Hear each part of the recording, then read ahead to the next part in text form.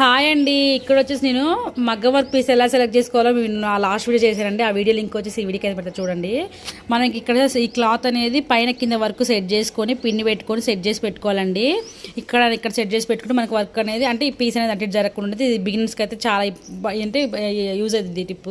ఇక్కడ లైనింగ్ వేసేసి కట్ చేద్దామండి. లైనింగ్ ఆల్రెడీ నేను డ్రా చేసుకున్నాను.